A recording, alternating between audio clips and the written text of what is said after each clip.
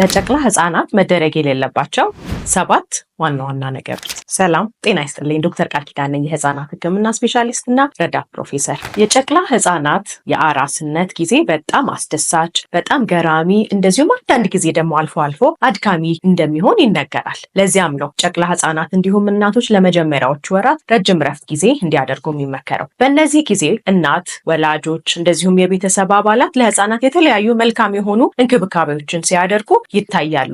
አንዳንድ ጊዜ ግን በማወቅም ሊሆን ይችላል፣ ባለማወቅም ሊሆን ይችላል፣ የተለያዩ ነገሮችን ልናደርግ እንችላለን። ታዲያ ከነዚህ ነገሮች መካከል ማድረግ የሌለብን ዋና ዋና ነገሮች ምንድን ናቸው? አንደኛ፣ ህፃናትን በብዛት መነቅነቅ። አንዳንድ ጊዜ ህፃናት ለረጅም ጊዜ ሊያለቅሱ ይችላሉ። ለቅሷቸውንም ማስቆም በጣም ከባድ ሊሆን ይችላል። በዚህ ጊዜ በሚፈጠረው አንዳንድ ጊዜ ድካም፣ አንዳንድ ጊዜ ብስጭት አውቀንም ይሁን ሳናውቅ ህፃናትን በብዛት መነቅነቅ ወይም ደግሞ በብዛት መወዝወዝ ሊታይ ይችላል። ይህ በህፃናት ላይ ከፍተኛ አደጋ የሚያመጣ ሲሆን ሼክን ቤቢ ሲንድሮም የምንለው ወይም ደግሞ በህፃናት ጭንቅላት አንጎል ውስጥ ከፍተኛ ቋሚ የሆነ ችግር ወይም ብሎም ደግሞ ለሞት የሚዳርግ ነገር ነው። ይሄ ነገር እንዴት ይከሰታል ብለን ስንመለከት ህፃናት አንገታቸውን መደገፍ አይችሉም። የአንገቶቻቸው መስሎች ገና አልጠነከሩም። እንደዚሁም ጭንቅላታቸው ገና ስለሆነ በሚነቃነቁበት ጊዜ በሚፈጠር ፎርስ ምክንያት የጭንቅላቶቻቸው ደም ስሮች ሊደሙ ይችላሉ። አንዳንድ ጊዜ ነርቮቹ ሊበጠሱ ይችላሉ። ከዚያም ውጪ በጭንቅላት በአእምሮ ልባስ ውስጥ ደም መፍሰስ ሊከሰት ይችላል። ይህ ችግር ከፍተኛ የሆነ በአእምሯቸው ላይ ቋሚ የሆነ ችግር እንደዚሁም ደግሞ ለሞት ሊዳረጋቸው ስለሚችል ይህን ነገር ማድረግ የለብንም። ሁለተኛ፣ ህፃናትን ከጡት ወተት ውጪ ሌላ ምንም ነገር መስጠት አይመከርም። ህፃናት ለመጀመሪያዎቹ 6 ወራት የእናትን ጡት ወተት ብቻ እንዲጠጡ በተለያዩ ህክምና ማህበሮች እንደዚሁም የዓለም ጤና ድርጅት ይህንን ነገር አጽንኦት ሰጥቶ ይህንን ያሳስባል። በተቻለን አቅም ህፃናት ውሃም ቢሆን ሌሎች ነገሮችን ለመጀመሪያዎቹ 6 ወራት ምንም አይነት ነገር መጠጣት የለባቸው ወይም ደግሞ መውሰድ የለባቸው። ሶስተኛው፣ ህፃናትን በተለይ ጨቅላ ህፃናትን በየትኛውም አጋጣሚ ጥለን መሄድ የለብንም። ያንን ስንል አንዳንድ ጊዜ ዳይፐር ለመቀየር ዞር ልንል እንችላለን። ልናጥባቸውን እቃዎቻችንን አዘገጃጅተን እቃ ረስተን ልንመለስ እንችላለን። በእነዚህ ጊዜ ህፃናት መገልበጥ አይችሉም ወይም ደግሞ ህፃናት መንቀሳቀስ አይችሉም። ስለዚህ የመታፈን፣ የመስመጥ፣ የመታነቅም አደጋ ሊያጋጥማቸው ስለሚችል ጥለን መሄድ የለብንም። ይህንንም ስንል ደግሞ ለቤት እንስሳትም ጭምር ጥለን መሄድ የለብንም። መልካም የቤት እንስሳቶች አሉ፣ ነገር ግን አንዳንድ ጊዜ አደጋ ሊከሰት ስለሚችል በተቻለን አቅም ጥንቃቄ ማድረግ ይኖርብናል። ሶስተኛ፣ ህፃናትን ሳናስገሳ ማስተኛት። ህፃናትን ማስገሳት አንዳንድ ጊዜ ከባድ ሊሆንብን ይችላል፣ ነገር ግን ጊዜ ወስደን ህፃናትን ማስገሳት ይኖርብናል። ምክንያቱም ህፃናት በሚጠቡበት ጊዜ አየርንም አብረው ስለሚስቡ ሆዳቸው ይነፋል። ሆዳቸው በሚነፋበት ጊዜ ደግሞ ምቾት ስለማይሰጣቸው የተረጋጋ እንቅልፍ ላይተኙ ይችላሉ። ስለዚህ በተቻለን አቅም ህፃናትን አስቀድመን አስገስተን ማስተኛት ይኖርብናል። አንዳንድ ጊዜ ደግሞ ካላገሱልን በጎናቸው በኩል አድርገን ማስተኛት ይኖርብናል።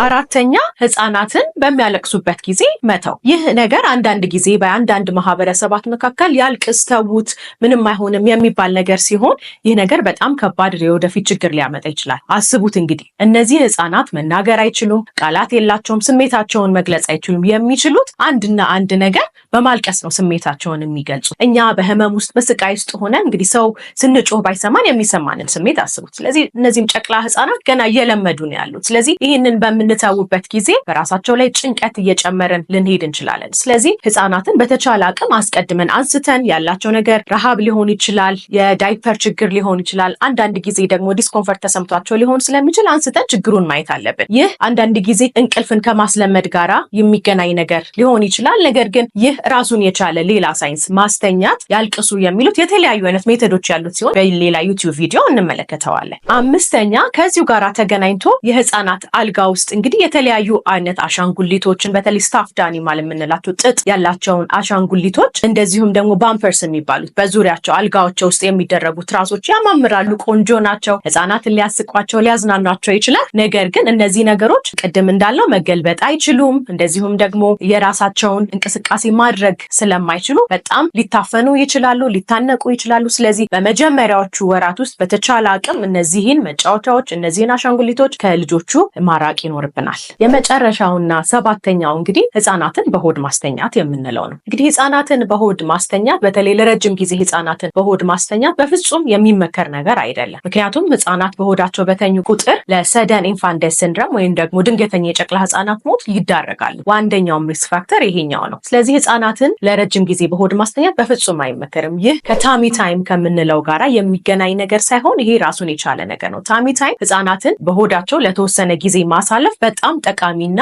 ለህፃናት እድገት የሚረዳ ነገር ሲሆን ስለዚህ ነገር እንመለከታለን። በዚህ ጊዜ በጣም አስደሳች ነገር መናገር የምፈልገው ፕሮኪድስ እንግዲህ ስራ ከጀመረ እነሆ 4 ወር አሳልፏል። አሁን ደግሞ ከሰኔ 1 ጀምሮ የ24 ሰዓት ሙሉ አገልግሎት መስጠት እንጀምራለን። ስለዚህም ሁላችሁም ድንገተኛ ነገር ያለባችሁ ወይም ደግሞ ህፃናችሁ ድንገተኛ ነገር ያጋጠመው በ24 ሰዓት ውስጥ መታችሁ ማሳየት እንደምትችሉ እየተናገርኩኝ ከስር ባስቀመጥንላችሁ ስልክ ቁጥር መደወል ትችላላችሁ። ታሚ ታይም የምንለው ህፃናትን በሆድ ጊዜ ማሳለፍ የምንለው ለተወሰነ ሰዓት በቀን ውስጥ ለተለያዩ ሰዓት ከፋፍለን ህፃናትን በሆድ ማስቀመጥ ወይም ደግሞ ማስተኛት ሲሆን ይህ ህፃናት ለተለያዩ አይነት እድገቶቻቸው የሚረዳ ነገር ነው። እንግዲህ እነዚህ ህፃናት ሲወለዱ ለረጅም ጊዜ በጀርባቸው ነው የሚተኙት። ያም ማለት የሚመለከቱት ወይ ጣሪያውን ነው ወይም አልጋዎቻቸው ላይ ያሉትን አሻንጉሊቶች ነው። አለማቸው እንዴት እንደሆነ ራሱ በቅጡ አይመለከቱም። ነገር ግን ህፃናት ከተወለዱ በኋላ ከሆስፒታል ከወጡ ጀምሮ በሆዳቸው ለተወሰኑ ደቂቃዎች በምናስተኛበት ጊዜ የተለያዩ የሆነ ዘርፈ ብዙ ጥቅሞች አሉ።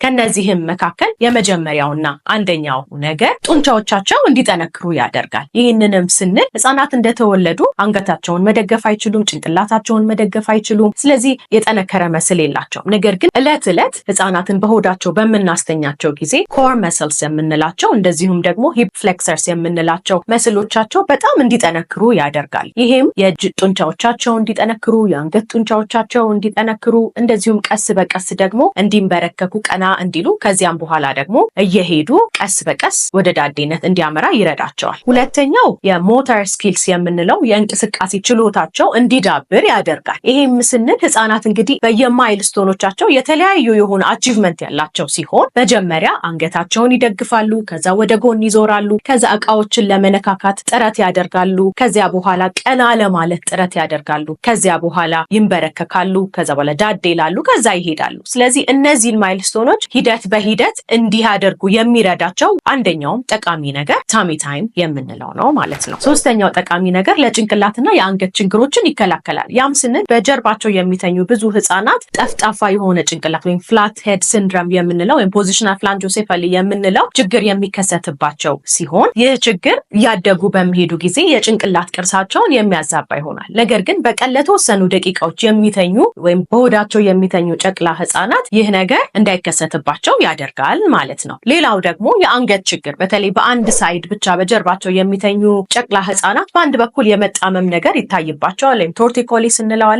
ይህም እንዳይከሰት ይከላከልልናል ማለት ነው። አራተኛው የስሜት እድገታቸው ወይም ደግሞ ሴንሰሪ ዲቨሎፕመንት ለሚለው በጣም ጠቃሚ አስተዋጽኦ ያደርጋል ይህ ታሚ ታይም የምንለው ማለት ነው። ይህም እንዴት ነው? ህፃናት የተለያዩ ነገሮችን በሚነኩበት ጊዜ ምክንያቱም በሆዳቸው ሆኖ የተለያዩ ነገሮችን አልጋ ልብሱን ሊሆን ይችላል፣ አንሶላውን ሊሆን ይችላል፣ ምንጣፉን ሊሆን ይችላል፣ የተለያዩ ቴክስቸሮችን ሸካራ፣ ለስላሳ እንደዚሁም ሶፍት የሆኑ ነገሮችን በሚነኩበት ጊዜ ሴንሰሪ ዲቨሎፕመንታቸው ይጨምራል ማለት ነው። ለዚህም በጣም ጠቃሚ የሆኑ ነገሮች በሆዳቸው በምናደርግበት ጊዜ ካልሲያቸውን አውልቀው ባዶ እግራቸውን ቢሆኑ ይመከራል። ምክንያቱም የአእምሮ አካላችን ከተለያዩ እግሮቻችን እጃችን ጋር የተሳሰረ ስለሆነ የአእምሮና የእጅ ስርዓታቸው እያደገ እንዲመጣ ያደርጋል ማለት ነው። የመጨረሻው በጣም ጠቃሚ ነገር መቀራረብና መግባባት እንዲኖር ያደርጋል። ይሄም ስንል እንዴት ነው? በመጀመሪያዎቹ ጊዜያት ህፃናት ብቻቸውን ስለማንተዋቸው የሚመከረው የእናት ሆድ ላይ በሆዳቸው እንድናደርጋቸው ነው። ይህ ደግሞ ከእናት ጋር ያላቸው ፍቅር ይጨምራል። ከዚያም በተጨማሪ እንዘምርላቸዋለን፣ የተለያዩ ድምፆችን እናወጣላቸዋለን። ስለዚህ ይህ ደግሞ ንቃታቸውንና